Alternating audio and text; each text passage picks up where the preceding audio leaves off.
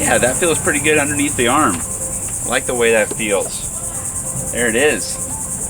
The Lib Lost Puddle Fish right there. Super rad little small wave board.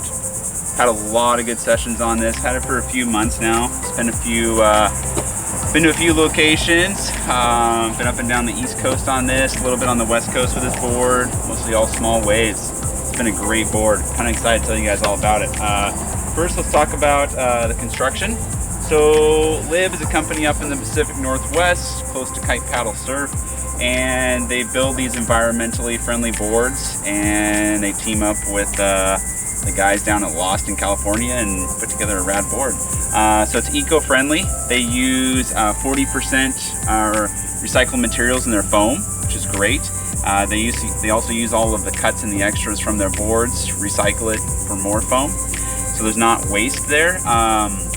They use this Hexalon honeycomb, like power shield, what they're calling it, and it's like a translucent honeycomb. And what that is not only is like their shield, but it gives it a really good vibration dampening characteristic. So when I'm out in really choppy surf, it feels really good. It doesn't feel real tingy or anything. I've kiteboarded on my short round, and that's high speed, really a lot of chop, and it feels great underfoot. So great characteristic feeling underfoot on that. And then their fin boxes, they use the FCS2, and then obviously they have their own RRIP fins that are their proprietary fins that go right in their fin boxes. This is a 5-fin box. Let's see, what else can I tell you about this board? They use a carbon power spine down the middle. That gives it that torsional rigidity that you're looking for in a board, and it just creates that dynamic feeling of when you're putting this board on a rail, making a nice turn, and then it just feels really good underfoot. So yeah, that's kind of the overall construction, I guess. There's more to it on their website. You can check that out. But let's kind of talk about some of the outline, some of the design features. Starting off with the rocker, being a small wave board, they're trying to keep it as flat as possible so it catches waves easily. There is some rocker up in the nose. They've kept some there, so you're not going to put the nose in on those, a little bit steeper waves. A little bit of lift in the tail rocker. This board is designed kind of around the Puddle Jumper, but they've just kind of spiced it up a little bit for smaller waves. The Puddle Jumper is going to be more your all-around board, gravel to maybe hybrid. This is like gravel all the way. So that's how they tune this board, so it's very generous on the volume. So yeah, that's kind of that. And as far as the rail line, it's pretty parallel for the most part from nose to tail. Like looking at the fin box right here, and then the front section of the nose right here, it's pretty well balanced there in the middle. So that's going to give you that speed and drive that you're looking for, and it just really makes a nice arcing turn when you're initiating on a turn. Concaves. So pretty generous single concave here through the middle. It's going to give you that speed, lift. Then moving back here, it kind of goes into a double concave. Kind of feel that a little bit right there. And then from here, we got this spine down the middle here, creates like this channel. So the water flows through, comes through your fin cluster, and then propels right out the back. So that's gonna give you a ton of speed having this out like that.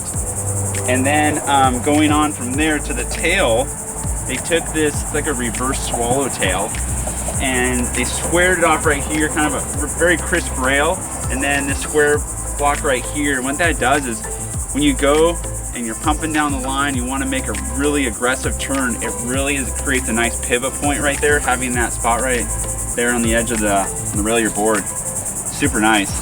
Beautiful looking swallowtail. Just aesthetically, it's a really nice looking board. While we're here looking at the fins, let's talk about my fin options. So ran it as a quad. A lot of people run it as a quad. It was okay, I liked it. I felt like maybe for a little bit bigger waves, maybe like that 3 foot and up, it'd be really good, but most of the waves I've been surfing are 1 to 3 foot. So I really wanted to try it with a twin plus a trailer. So I got these FCS2 MR Rob Machado 2+1s, and this was super rad. So essentially what I did was I ran it like this, And then if it was just small, gutless, nothing in the wave, I dropped the trailer and I just had these two in as my twin, and it did awesome. I was really impressed by how much speed I could generate and just how fast the board turned. So kind of something to look at, 2+1, I really liked it. You can obviously run as a thruster, that works too. I'm gonna kind of give you, what are my thoughts on this board? My skill level is kind of that beginner intermediate going to an intermediate level. So at 150 pounds, this is a 6.0, 41 liters, it's a lot of volume. So, you know, someone that's more intermediate advanced, they'd be on like the 5.6, 5.4 at like low 30s.